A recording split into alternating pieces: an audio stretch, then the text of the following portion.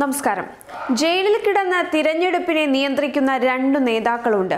VK. ശശികലയും Lalu Prasad യാദവും. തമിഴ്നാട്ടിൽ ജയലളിതയുടെ തോഴിയായ ശശികലയ്ക്ക് ഈ തെരഞ്ഞെടുപ്പിൽ കരുത്തുകാട്ടേണ്ടത് അനിവാര്യതയാണ്. സഹോദരീപുത്രൻ ടി.വി. ദിനകരനെ പുറത്തു നിർത്തി ശശികല കാര്യങ്ങൾ തീരുമാനിക്കുന്നു. അണ്ണാ-ഡി.എം.കെയുടെ പഴയ ചിന്നമ്മയ്ക്ക് ഈ തെരഞ്ഞെടുപ്പിലും ചർച്ചയാവുകയാണ്. റാഞ്ചിയിൽ ജയിൽവാസത്തിലാണെങ്കിലും ബീഹാറിലെ മഹാസഖ്യ സീറ്റ് വിഭജനത്തിലും സ്ഥാനാർത്ഥി നിർണയത്തിലും അവസാന വാക്ക് ലാലു പ്രസാദ് യാദവാണ്.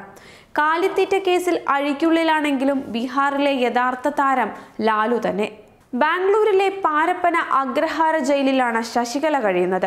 ശശികലയെ കാണാൻ 2 ദിവസം മുൻപും ടി.വി. ദിനകരൻ എം.എൽ.എ. എത്തിയിരുന്നു. അമ്മ മക്കൾ മുന്നേറ്റ കഴകത്തിന്റെ സ്ഥാനാർത്ഥി പട്ടികയ്ക്ക് അനുമതി വാങ്ങണം.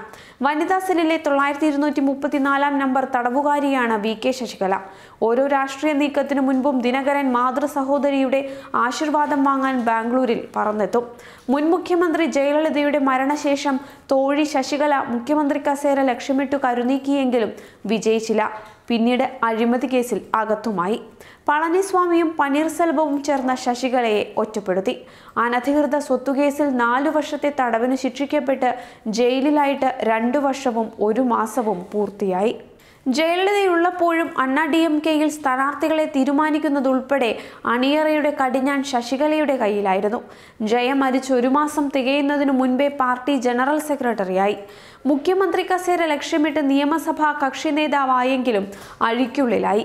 ഇതിനിടയിലും ദിനകരനെ മുന്നിൽ നിർത്തി രാഷ്ട്രീയത്തിലെ സാന്നിധ്യം അറിയിക്കുന്നു. 2 വർഷത്തിനു ശേഷം പുറത്തിറങ്ങുമ്പോൾ രാഷ്ട്രീയ മോഹങ്ങൾ പൂവണിയണമെങ്കിൽ ലോക്സഭാ തെരഞ്ഞെടുപ്പിൽ പാർട്ടി ശക്തി തെളിയിക്കണം. അതുണ്ടായാൽ അണ്ണാ-ഡി.എം.കെയിലെ പലരും ചിന്നമ്മയുടെ ആരാധകരാകും. അതിനുള്ള നീക്കമാണ് ശശികല ഇപ്പോൾ നടത്തുന്നത്. ലാലുവും ജയിലിൽ തിരക്കിലാണ്. ജയിൽ പുള്ളിയാണെങ്കിലും റാഞ്ചിയിലെ രാജേന്ദ്ര ഇൻസ്റ്റിറ്റ്യൂട്ട് ഓഫ് മെഡിക്കൽ സയൻസിൽ ചികിത്സയിലാണ് കുറച്ചുനാളായി ലാലു. സീറ്റ് വിഭജന പരിഭവങ്ങളുമായി സഖ്യകക്ഷി നേതാക്കളും സീറ്റ് യാചനയുമായി ഇടതു നേതാക്കളും കുടുംബകലഹം തീർക്കാൻ മക്കളും ഇടയ്ക്കിടെ സന്ദർശിക്കുന്നു. ബീഹാറിൽ മഹാസഖ്യ സീറ്റ് വിഭജനത്തിന് 20-20 ഫോർമുല നിർദ്ദേശിച്ചത് ലാലുവായിരുന്നു. പകുതി സീറ്റ് RJDക്ക്, പകുതി സഖ്യകക്ഷികൾക്ക്.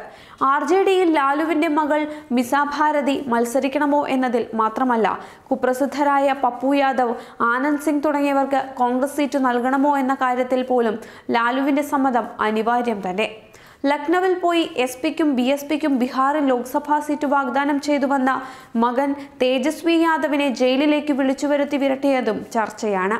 കഴിഞ്ഞ തിരഞ്ഞെടുപ്പ് കാലത്ത് തരംഗമിളക്കിയ നരേന്ദ്രമോദിയെ ബ്രഹ്മ പിശാചെന്നും അമിത്ഷായെ നരഭോജിയെന്നുമാണ് ലാലു വിശേഷിപ്പിച്ചത്. ബീഹാറിലെ റോഡുകൾ ഹേമ മാലിനിയുടെ കവിളുകൾ പോലെ മിനുസമാർന്നതാണെന്ന ഉപമ ആസ്വദിച്ചു പറയുന്ന ലാലുവിന്റെ പ്രസംഗം ഇത്തവണ പ്രചരണത്തിന് കൊഴുപ്പുകൂട്ടാനില്ല. ലാലുവിന്റെ ഫാനാണ് താനെന്ന് ഹേമ മാലിനി പറഞ്ഞതിന് ഹേമ മാലിനിയുടെ AC-യാണ് താനെന്ന് തിരിച്ചടിച്ചാണ് ലാലു ചർച്ചകളിൽ എത്തിയത്. ഇത്തരം ഉരുളക്കുപ്പേരി പോലുള്ള പ്രയോഗങ്ങൾ ഇത്തവണ ഉണ്ടാകില്ല. കാരണം ലാലു അകത്താണ്.